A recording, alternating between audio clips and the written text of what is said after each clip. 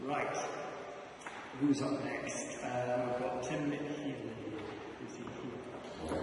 Yes. Tim is from Coventry City Council.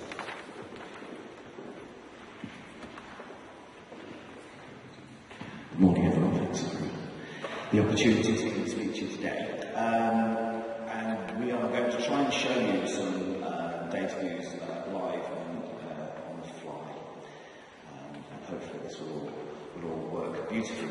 My name is Tim Healey. I'm the project director for Coventry's local information service for about 3 years now, and we've used InstantAtlas as our sort of mapping product within that. And it's very interesting when we get maps and stats from Rochdale's presentation there. So it seems that a lot of the messages that Tom Thompson was talking about earlier on about trying to keep clarity and information rich and comparison to various things seems to be getting through, because it's a very, very similar tale from Rochdale. What I want to do really today is to talk about, it says it was an apocryphal tale, really, a salutary tale of how easy it is to overorder in the all-you-can-eat InstantAtlas/Oxy buffet.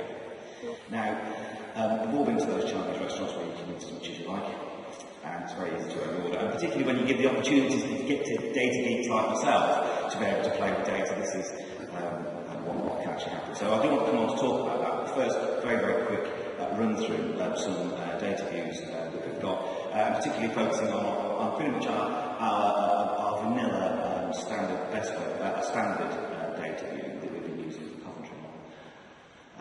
Click through it, we'll see that. Cannot download the information because this is a great start.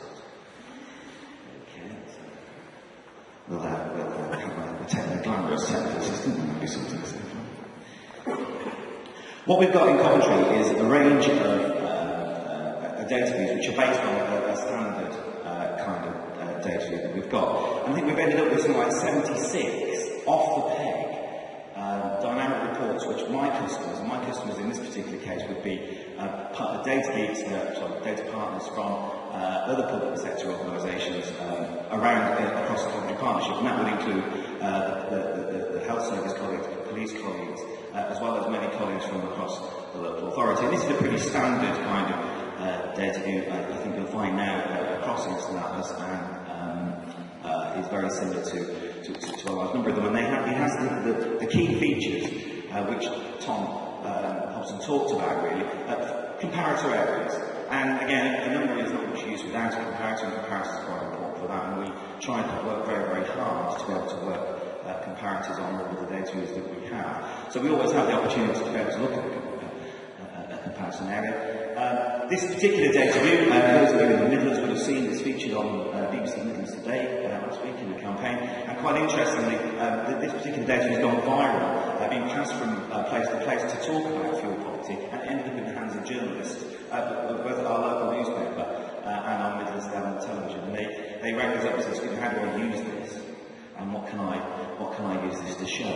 And a number of these elements from this came across, and it's particularly interesting. So not just in terms of the comparator areas, and although we're talking about Coventry here, we also put all metropolitan authorities of England and also West Midlands as a region, and that was the data which was reported on Midlands Today, which was quite useful. But importantly, the fabulous Nick Healey actually read the metadata live on the tab. So pleased about this. He actually read a bit that tells him exactly what this indicator means and what fuel poverty, this fuel poverty indicator is about, which is the proportion of people who spend 10% of their income or more on their heating bills. And so that was quite nice for us. Again, it's pretty standard data. We've just one plug, really.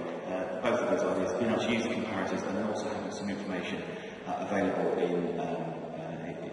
in the text box, which again is mirrored with the stats and maps people over here. And a couple of other interesting boxes that we've put on. Our approach towards this has been derived by Coventry Partnership, so many partners, many stakeholders asking us to include things. And this is the first part of the salutary warning, really, in that the committee that was put together to be able to design this across this partnership ended up sort of creating something of a canon of data view. So it pleases everybody, but it becomes quite confusing. I think there's a lot of information, there's a lot of things going on, even on our vanilla and bespoke data view. One of the things that we did put in here, which we quite like, is in the stats box, which just then tells me for this geography that the mean percentage for Coventry of people living in fuel poverty is 25.9%, which is quite an interesting fact. So, again, we have this ability to be able to click on comparators, and so we can see Coventry's versus other things and SOAs. We have 197 SOAs in Coventry, 42 mid-level super output areas, 18 wards and 3 parliamentary constituencies, and all of our data was drilled between these levels of detail. I won't show you that now, they will do that. They will also all filter to particular areas as well, so if you're interested in a particular ward, looking at fuel poverty will filter to the level of the ward, which effectively then gives you a ward profile for that particular indicator. So, pretty much our vanilla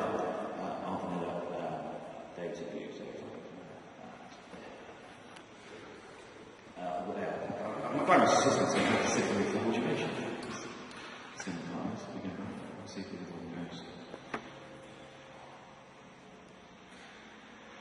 And what we've done is that we've, again, one of an assistant director who shall remain nameless in Coventry City Council thought it would be a good idea to be able to do all of this, but also to be able to show it at a sub-regional level by lower super output area. So all of a sudden, the numbers of units of data that we're talking about have been multiplied up. So instead of 197, which was pretty big to begin with, we now have over 1,000 lower super output areas, which are viewable on facts about Coventry, in order that we can have the comparison across, but also in order that we can show off to our colleagues about how clever we are. And we've managed to be able to put this together. So you get a very, very similar kind of data view, but in this case, just showing you the multiplicity of how these things actually multiply up.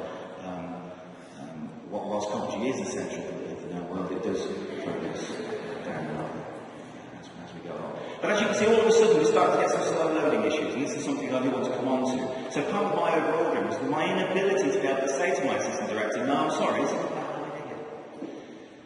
So this is 100 miles from top to bottom. These are all 1,000 low super output areas in Coventry, Healey, Warwickshire. Warwickshire is a very big county. Comes up in Staffordshire, goes all the way down past south of Malvern. And it's a very large place group. So this is exactly the same data group, but now we're starting to get more multiplicity. Now, thankfully, on this particular data view, we have 3 data points, because the data is only available in bizarre data points 2003, 2008, and 2009. And this will only pretty slowly as it was. But if we'd have more data points, we'd have more dates in that, this is going to start to cause some great difficulty because of the functionality we've got, the number of things that these individual data views are doing, because of the multiplicity of customers, people who wanted things for it to do, plus the geographies, we started to multiply up. So, going back to my presentation. Oh, where's the plans? Okay, but sometimes it can be very effective. And what we've done, those of you that are responsible for doing joint strategic needs assessment in your areas and have been wanting to do things with InstantAtlas to do this, there's an issue. The issue is that actually most of the data points which they've given you the guidance for your joint strategic needs assessment give you a single number for your area. So for Coventry, 26. Great, thank you very much. What can I do with this? What we've been doing with our joint strategic needs assessment is that we've been putting Coventry on a sub-regional district map, so that this is now Coventry in the middle of this sub-region, and now you can see where Coventry lies in a comparative sense. So I can click on Coventry, it picks it out now within the districts that are in the sub-regional area. It shows you what the Coventry figure is and where it lies and that distribution. In this particular case, Health Service College, people work with Health Service College, we like to have the I-bars with the arrow margin in this data. So it is starting to show some of these interesting things up. But the most important thing really for this has been the use of comparators, because Coventry's lowest strategic needs assessment has always done this.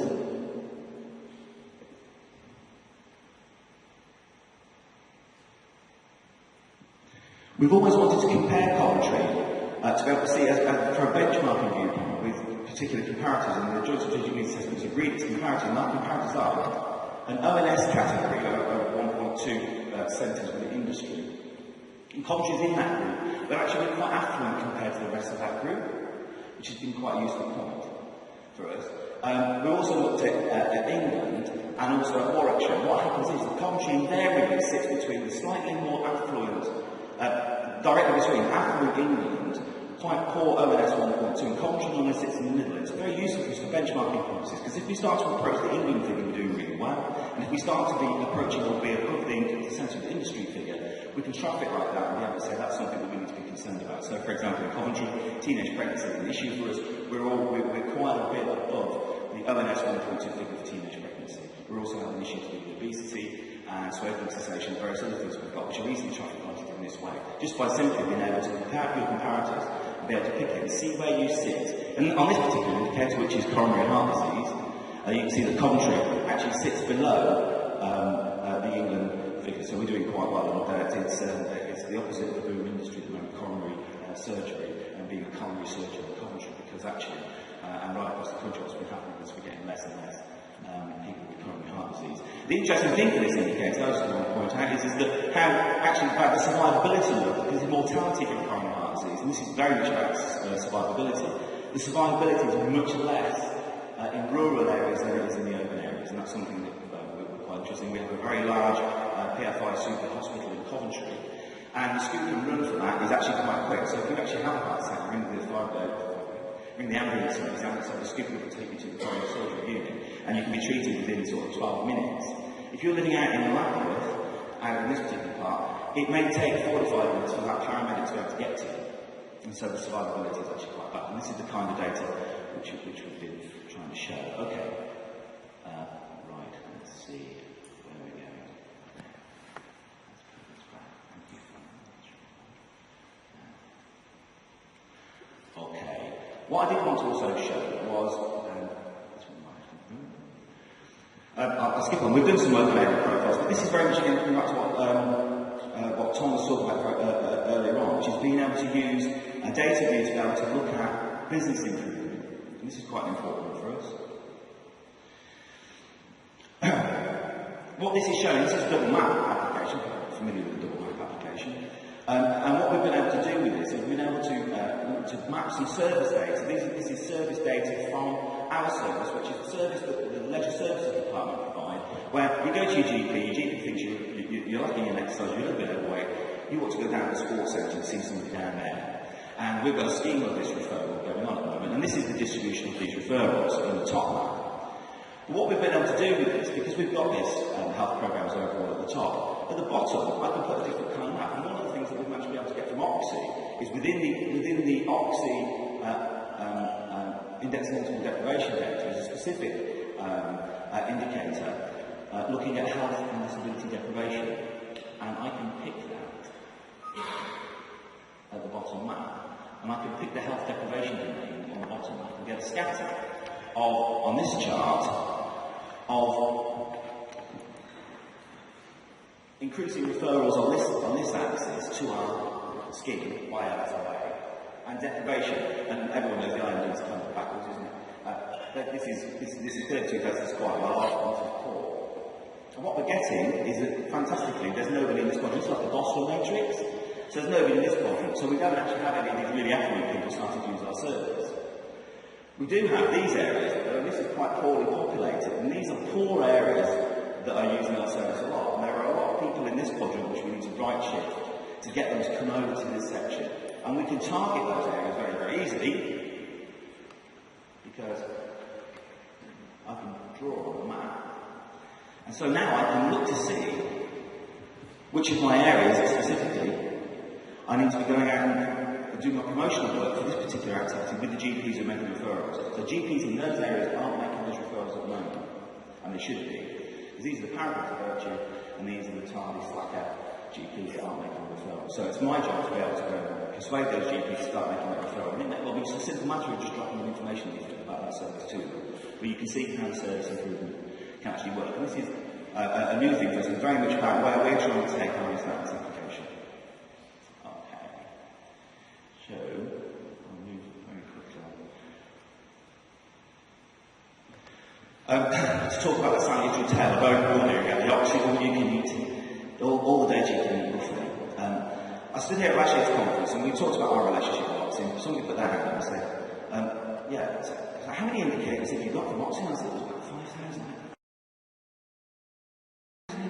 What are you going to do with 5,000 indicators? And I said, it's not about the number of indicators we've got. Size isn't everything.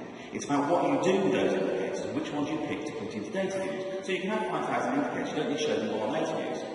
So what we're going to do, go straight back to the office, so start playing with this data and start piling indicators into data views.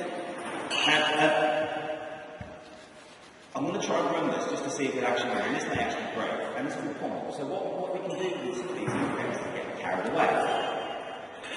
Warning, do not try this at home. Okay, what I've done is I've done a screenshot of this data view, because this will break. Okay, and what this data view does, and this was me being stupid, this is 197, sorry, this is 1,000 that was super aggregates, with quarterly data going back to 2,000, times this number of indicators. And this was really fantastic. Everything you could possibly want to do with older people. I'm an older people specialist. This is fantastic news for me. I can stick it all on. There's nothing I won't ever want to. I will send this to a manager. They've got everything I ever want to know. The trouble is, it crashes your system if you want to try and download it. It's too big. Just to give you an idea, this data view, thank you Pierre for the stats, this data view is an XML file, 14 megabytes big. Now, Coventry City Council's internet pipe for the traffic to go through this for 5,000 PCUs, Coventry City Council is 40 megabytes big. So this would take an eon of time to be able to load, because it's easy to overorder, and I'm guilty of that. Until today, it's a bad thing. I could run it, it might work. I thought we'd give it a work. So that had 20 indicators, 1,000 LSIs, 4 comparator areas. These 1,000 LSIs were subsetted into district LSIs, 32 data points going back to 2000 and something, 15 megabytes of data, and the internet pipe is 40 megabytes. Don't do this at home. And this led, at best, if you were using this, it would be slow loading, and sometimes it actually timed out, so you actually InstantAtlas just said, sorry, I've run out of patience trying to help you with this, and it timed itself out. And we blamed everybody for this. I blamed us, our in-house server team. These people can't build me a server, this must be done. And then I blamed GOIs and around chaos. The server people say it's only taken over 3%, why is this loaded? They're here with massive generation that nobody is going for. Turns out we were seriously overordering. But all is not lost. GOIs did troubleshoot our system for us, and they made recommendations for improvements in speed, largely by just in timeout settings so that it didn't crash in the software itself, and introducing indexing. But there are some serious ramifications. If you're interested in trying to do this, do talk to GOIs about indexing. Yes, it works. You need to bear in mind it's a little bit like a dramatic piece of medicine that you have to take, but you have to take almost like a tablet to allow you to take the tablets. That seems a bit like my indigestion. So do talk to them. And I'm left with the sage-like views of Pedro Thompson Mello, GOIs, ringing in my ears. And he said this, he said, however, having helped you with this does not mean you should go back to creating gigantic data views. It merely means that you will have larger quantities of XML generated in a shorter period and possibly avoid the current timeouts. The point being that even if this works now, if I keep pushing the size of the data views up, I will eventually encounter the same problem. So, please